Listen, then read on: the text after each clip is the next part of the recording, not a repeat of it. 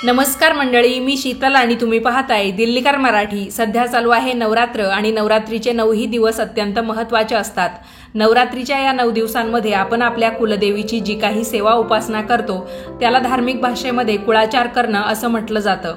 नवरात्रीच्या शेवटच्या 3 दिवसांमध्ये देवीच्या श्री महालक्ष्मी, महाकाली, महासरस्वती या रूपांचं पूजन करण्याला विशेष महत्त्व आहे। आतापर्यंत नवरात्र उत्सवाचे 7 दिवस पूर्ण झाले। वेळ आली आहे नवरात्रीच्या 8व्या माळेची। या व्हिडिओत आपण नवरात्रीच्या 8व्या माळेची सेवा, उपाय याबद्दलची माहिती जाणून घेऊ। तेव्हा हा व्हिडिओ पूर्ण पहा आणि कमेंट्समध्ये लिहा जय माता दी। चला तर मग व्हिडिओला सुरुवात करते। मंडळी, नवरात्रीची 8वी माळ देवीच्या महागौरी या रूपाला समर्पित आहे, पण वेगवेगळ्या भागांमध्ये या देवीची नावं सुद्धा वेगवेगळी आहेत। जसं की काही ठिकाणी या देवीला दुर्गा माता म्हटलं जातं, तर काही ठिकाणी महाकाली असंही म्हटलं जातं। त्यामुळेच या दिवसाला दुर्गाष्टमी किंवा महाअष्टमी ही सुद्धा नावं आहेत। 2024 या वर्षामधली दुर्गाष्टमी म्हणजेच नवरात्रीची 8वी माळ यंदा शुक्रवार दिनांक 11 ऑक्टोबर 2024ला आहे। योगायोगाने शुक्रवारचा दिवस सुद्धा हा देवीला समर्पित असतो। त्या दिवशी आपण आपल्या कुलदेवीची किंवा अन्नपूर्णा देवीची सेवा करतच असतो आणि अष्टमीची सुद्धा त्यामध्ये भर पडलेली आहे, जणू काही दुधामध्ये साखरच। त्यामुळे या दिवसाचा आपण पुरेपूर उपयोग करून घेतला पाहिजे। या दिवशी आपल्याला काही महत्त्वाच्या गोष्टी करून घ्यायच्या आहे। आपल्यापैकी बरेच जण नवरात्रीच्या 9 दिवसाचे उपवास करतात, त्यामध्ये अन्नाचा त्याग होतो, म्हणजेच काय भाजीपोळी वगैरे न खाता उपवासाचे जे काही पदार्थ असतात ते खाल्ले जातात। पण मग काही जणांना उपवास निघत नाही, त्यामुळे मग काही करणं शक्य होत नाही। पण तुम्हाला जर नवरात्रीच्या या दुर्गाष्टमीचा उपवास करायचा असेल तर तुम्ही तो नक्की करू शकता। अष्टमीच्या संपूर्ण दिवसभर आणि रात्रभर तुम्हाला उपवास करायचा आहे आणि दुसऱ्या दिवशी म्हणजे नवमीला तो सोडायचा आहे। पण यंदा काय झालेलं आहे, 12 तारखेला नवमी आणि दसरा एकाच दिवशी आहे, तर मग तुम्ही दसऱ्याच्या दिवशी सकाळी जी काही पूजा कराल आणि जेव्हा नैवेद्य दाखवाल तर त्यानंतर उपवास सोडू शकता। आणि ज्यांना दसऱ्याच्या अगोदर जो काही उठता बसता उपवास करायचा असतो तर त्यांना सुद्धा हीच आठवण करून देते, तुम्ही 11 तारखेला उपवास धरा आणि 12 तारखेला देवीला नैवेद्य वगैरे दाखवल्यानंतर उपवास सोडू शकता। नवरात्रीच्या 8व्या माळेला म्हणजे दुर्गाष्टमीला सगळ्यांनी सकाळी लवकर उठावं, स्नान करावं। घरातील महिलांनी दारासमोर किंवा अंगणामध्ये रांगोळी काढावी। या दिवशी तुम्हाला तुमच्या दाराच्या उंबरठ्यावर हळदीचं लेपन वगैरे करायचं असेल तर तुम्ही तसंही करू शकतात, किंवा तुम्हाला तुमचं मुख्य दार शुभचिन्हांनी सजवायचं असेल तर तुम्ही तसंही करू शकतात। जसं की मुख्य दारावर स्वस्तिक चिकटवणं किंवा हळदी कुंकवाचा वापर करून स्वस्तिक काढणं यासारख्या गोष्टी सुद्धा तुम्ही करू शकतात। सकाळी सकाळी सूर्यदेवांना तुम्ही अर्घ्य सुद्धा देऊ शकता। त्यानंतर तुळशी वृंदावनापाशी हरिओम किंवा श्रीहरी विष्णूंची कोणतीही एक रांगोळी काढून किंवा शंखाची आकृती काढून तुम्ही त्याची सुद्धा पूजा करायची आहे। आता चातुर्मास सुद्धा सुरू आहे, पुढच्या महिन्यात तो संपेल, पण मग अष्टमी आहे, त्या निमित्ताने भलेही तुम्ही या संपूर्ण चातुर्मासामध्ये गोपद्म व्रत केलेलं नसेल तर तुम्ही गोपद्मांची रांगोळी सुद्धा काढू शकतात। गोपद्म म्हणजे काय, गायीची पावलं। बऱ्याच वेळा आपण लक्ष्मीची पावलं म्हणून दारामध्ये जी काही पावलं काढतो त्यांनाच गोपद्म असं म्हटलं जातं। एकतर तुम्ही तुळशीपाशी म्हणजे मध्ये स्वस्तिक किंवा शंख काढून साईडने 2-2 गायीची पावलं सुद्धा काढू शकता, म्हणजे अशी एकूण 4 पावलं काढायची, किंवा मग तुम्ही 33 पावलं सुद्धा काढू शकता। तर गोपद्मांची रांगोळी काढण्याला या दिवशी खूप जास्त महत्त्व आहे। त्यानंतर तुम्ही घरात आल्यानंतर नेहमीप्रमाणे समजा जर घट बसवला असेल तर घटाला पाणी घालणं, माळ अर्पण करणं, देवीची पूजा करणं यासारख्या गोष्टी सुद्धा करू शकतात। आता या दिवशी तुम्हाला जर शक्य झालं तर तुम्ही एका खूप चांगल्या गोष्टीचा लाभ करून घेऊ शकतात। ज्या महिलांना नवरात्रीचे उपवास आहे किंवा ज्या महिला भलेही घट बसवत नाही किंवा नवरात्रीचा उपवास करत नाही, पण नवरात्रीमध्ये देवीची जमेल तशी सेवा करतात, देवीची ही महाअष्टमी युक्त प्रभावी सेवा करण्यासाठी किंवा तिचा लाभ घेण्यासाठी जर तुम्ही नवरात्रीच्या 8व्या माळेला ब्रह्ममुहूर्तावर किंवा पहाटे लवकर उठलात, म्हणजे साधारणतः 4:30 ते 5:30 वाजेच्या दरम्यान उठलात, स्नान वगैरे केलं, त्यानंतर ही सेवा केली तर खरंच तुम्हाला या सेवेचा खूप चांगल्या प्रकारे लाभ मिळेल। नवरात्रीचा हा 8वा दिवस खूप प्रभावशाली असतो, अजिबात चुकवू नका। यामुळे आपलं सौभाग्य हे अबाधित राहतं, त्याला कोणत्याही प्रकारचा धक्का पोहोचत नाही। आपल्या संपूर्ण कुटुंबाची प्रगती होते, आपली कुलदेवी आपल्यासोबत कायम राहते, प्रसन्न राहते। आणि जेव्हा आपण स्त्रिया, आपल्याला सुद्धा देवीचा दर्जा दिला गेला आहे, म्हणजे स्त्री ही एक प्रकारची लक्ष्मी आहे, देवी आहे असं आपण म्हणतो। आणि एक स्त्री जेव्हा दुसऱ्या स्त्री शक्तीची किंवा स्त्री देवतेची पूजा करते तर ती अजिबात वाया जात नसते, ही पूजा खूप सफल ठरते। तर उठल्यानंतर स्नान वगैरे झालं की त्यानंतर काय करायचं, तुम्हाला एक सुपारी घ्यायची आहे आणि ती तामणामध्ये ठेवायची आहे. तांब्याचं तामण असेल, चांदीचं असेल किंवा पितळेचं तामण असेल किंवा साधंसं एखादं ताट घेतलं तरी पण चालेल.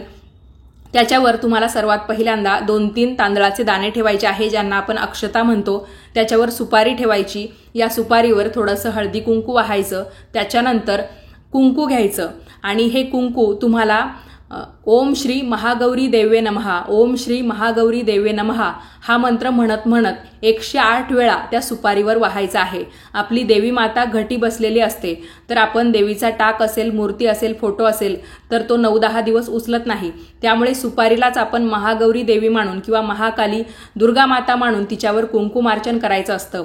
आणि हे कुंकुमार्चन केल्यानंतर तुम्ही हे कुंकू लगेचच एखाद्या डबीत भरून ठेवायचं आहे आणि ती सुपारी तुमच्या तिजोरीमध्ये किंवा तुमच्या देव्हाऱ्यामध्ये तुम्हाला सांभाळून ठेवायची आहे. जेव्हा कधी पुन्हा अष्टमी येईल, पौर्णिमा येईल किंवा दुर्गादेवीच्या संबंधित जे काही वार असतात, मंगळवार, शुक्रवार, त्या दिवशी तुम्ही जर पहाटे हे कुंकुमार्चन वर्षभर करत गेलात तर तुम्ही नक्कीच फरक पाहाल की तुमच्या कुटुंबाची किती प्रगती झालेली आहे, तुमच्या घरातलं वातावरण या सेवेमुळे किती बदललेलं आहे. हे कुंकू तुम्ही सांभाळून ठेवायचं. घरातील प्रत्येकाला, म्हणजे कधी वाढदिवस असेल, कधी कुणाचं औक्षण करायचं असेल, कुणी एखाद्या कामात यशस्वी झालं असेल किंवा वर्षभरात जे काही सण येतात तेव्हा आपण औक्षण वगैरे करत असतो. त्याचबरोबर आपण महिला दररोज आपल्या टिकलीखाली थोडंसं कुंकू लावतो किंवा भांगेत सिंदूर लावतो. कुणी डायरेक्ट टिकलीऐवजी कुंकवाचा टिळाच लावतं. तर त्या कामासाठी सुद्धा तुम्ही ते कुंकू वापरू शकता. ब्रह्ममुहूर्त किंवा पहाटेची वेळ यांचं महत्त्व तुम्हाला वेगळं समजून सांगायला नकोच, कारण ही वेळ आध्यात्मिक दृष्ट्या तसेच आपल्या आरोग्याच्या दृष्टीने सुद्धा खूप चांगली मानली जाते. त्यामुळे बरेच जण पहाटे किंवा ब्रह्ममुहूर्तावर उठून वेगवेगळ्या किंवा चांगल्या गोष्टी करण्याचा प्रयत्न करतात. रात्री आपली चांगल्या पद्धतीने झोप झालेली असते, तर आपलं लक्षसुद्धा एखाद्या कामामध्ये, एखाद्या गोष्टीमध्ये चांगल्या प्रकारे लागू शकतं. त्यामुळे ही सेवा आपण एकतर पहाटे किंवा ब्रह्ममुहूर्तावर करायची आहे. महत्त्वाच्या मानल्या जाणाऱ्या या महाअष्टमीच्या दिवशी अजून आपल्याला काय काय करता येईल. समजा अजून तुम्ही नवरात्रीमध्ये देवीची ओटी भरली नसेल तर नक्की भरा. घरच्या घरी सुद्धा भरू शकता किंवा मग मूळ पीठावर जाऊन भरणं शक्य असेल तर तिथे जा. आसपास कुठे देवीचं मंदिर असेल तिथे जाऊन तुम्हाला ओटी भरायची असेल तर ती सुद्धा तुम्ही भरू शकता. तुमच्यापैकी काही महिला विचारत होत्या की ज्यांचे पती हयात नाही किंवा एखाद्या महिलेला मासिक धर्म असेल तर तिच्या मिस्टरांनी किंवा घरातल्या पुरुषांनी देवीची ओटी भरली तर चालेल का? नक्की चालेल. आपल्या चॅनेलवर देवीची ओटी कशी भरावी या संबंधित सविस्तर व्हिडिओ आहे. सर्व प्रश्नांची उत्तरं सुद्धा मी त्या व्हिडिओत दिलेली आहे. तो व्हिडिओ नक्की पहा आणि त्या पद्धतीने किंवा त्या व्हिडिओची मदत घेऊन तुम्ही देवीची ओटी नक्की भरू शकता. काही जणी असं विचारत होत्या की आम्ही दुर्गा सप्तशतीचा पाठ संपूर्ण नवरात्रीमध्ये म्हणजे 7व्या माळेपर्यंत करू शकलो नाही.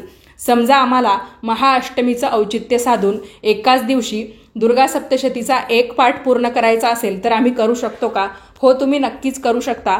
किंवा अष्टमीपासून दसऱ्यापर्यंत तुम्हाला 3 दिवस पाठ करायचा असेल किंवा यंदा तर अष्टमी आणि दुसऱ्या दिवशी लगेच नवमी आणि दसरा एकत्रित आहे, तर तुम्हाला 2 दिवसा मिळून तो पाठ पूर्ण करायचा असेल तर तसं करा. किंवा अष्टमीला सुरुवात करून तुम्ही नवमी, दसरा त्याचबरोबर एकादशीच्या दिवशी हा पाठ संपवू शकता.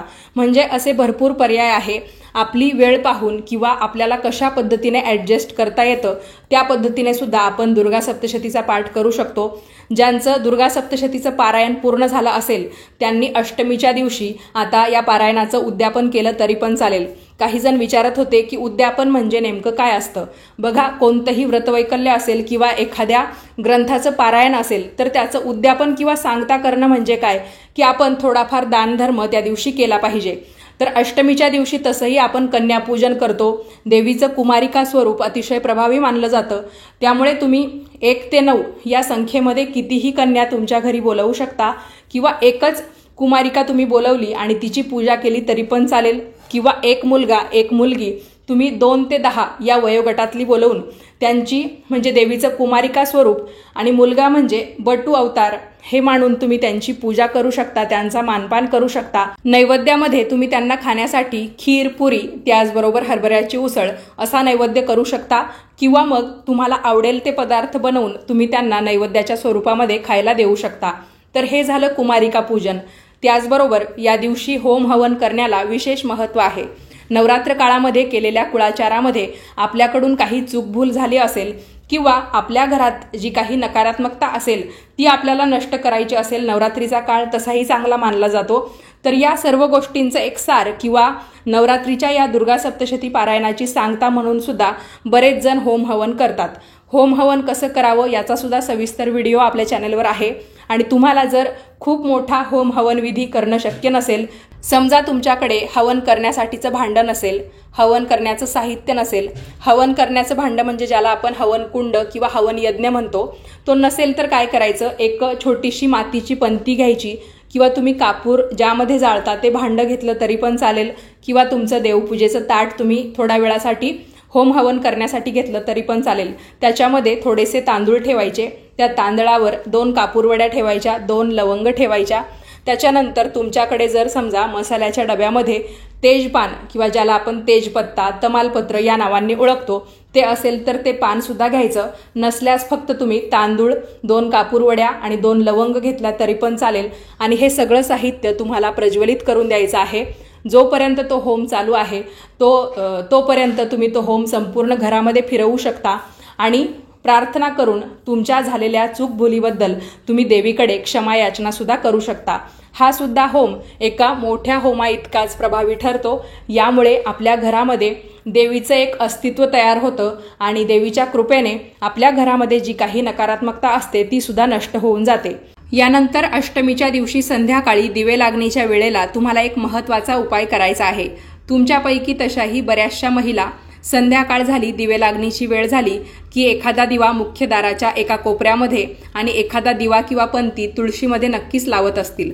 तर मग या दिवशी आपल्याला काय करायचं आहे, मुख्य दरवाजामध्ये दिवा लावताना तो दुहेरी वातीचा न लावता चौमुखी वातीचा लावायचा आहे. म्हणजे त्या पंतीमध्ये किंवा दिव्यामध्ये तुम्हाला 4 दिशांना 4 करून 4 वाती लावायच्या आहे.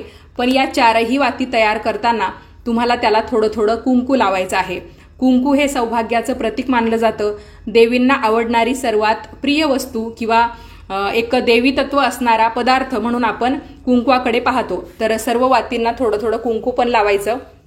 त्या दिव्यामध्ये तुम्ही तेल टाकू शकता किंवा तूप टाकू शकता, काही हरकत नाही. आणि हा दिवा प्रज्वलित करून तुम्हाला तुमच्या मुख्य दाराच्या कोणत्याही एका कोपऱ्यामध्ये ठेवायचा आहे. म्हणजे डाव्या साईडला ठेवा, उजव्या साईडला ठेवा, काहीच हरकत नाही. त्याच्यानंतर काय करायचं, एखादी प्लेट घ्यायची आणि ती त्या दिव्यावर थोडा वेळ धरायची. दिव्यावर ती प्लेट धरल्यामुळे काय होईल, त्याच्यावर थोडंसं काजळ तयार होईल, अशी काळपट होईल ती स्टीलची प्लेट. तर मग ते जे काजळ असेल ते तुम्हाला तुमच्या घरातील लहान मुलाबाळांच्या कानाच्या मागे किंवा मानेवर लावायचं आहे. जसं आपण लहान मुलाबाळांना नजर लागू नये म्हणून काजळ लावतो, तर त्या पद्धतीने घरातील लहान मुलाबाळांच्या किंवा तुम्हाला स्वतःला सुद्धा एक प्रकारे नजर लागू नये, त्याचबरोबर काली मातेचा, महाकाली गौरी मातेचा आशीर्वाद आपल्यावर राहावा म्हणून सुद्धा ही गोष्ट करणं खूप महत्त्वाचं मानलं जातं. कारण या दिवशी बऱ्याचशा गोष्टी जशा चांगल्या घडतात, त्याचबरोबर काही लोक तंत्रमंत्र साधना यासाठी सुद्धा अष्टमीचा वापर करत असतात. त्यामुळे कोणत्याही वाईट गोष्टींचा प्रभाव आपल्यावर होऊ नये आणि देवीचं एक संरक्षक कवच आपल्या भोवती तयार राहावं म्हणून आपण हा काळा टिका किंवा काजळाचा टिपका लावायचा आहे. खरं तर स्टीलच्या प्लेटऐवजी विड्याचं पान घेतलं जातं आणि ते दिव्यावर धरून त्याच्यावर जे काही काजळ तयार होतं त्या दिव्याच्या काजळीने ते लावण्याची पद्धत आहे. पण प्रत्येकाला अगदी वेळेला विड्याची पानं उपलब्ध असतीलच असं नाही. त्यामुळे आपण एखादी स्टीलची प्लेट किंवा वाटी त्या दिव्यावर धरून सुद्धा ते काजळ जमा करू शकतो आणि त्याचे टिपके आपल्या घरातील प्रत्येक सदस्याच्या एकतर कानामागे किंवा मानेवर किंवा जिथे आपण लहान मुलाबाळांना टिका लावतो तिथे लावलं तरी पण चालतं. अष्टमीच्या बाबतीत तुमचे अजून काही प्रश्न असतील तर ते कमेंट्समध्ये नक्की विचारा.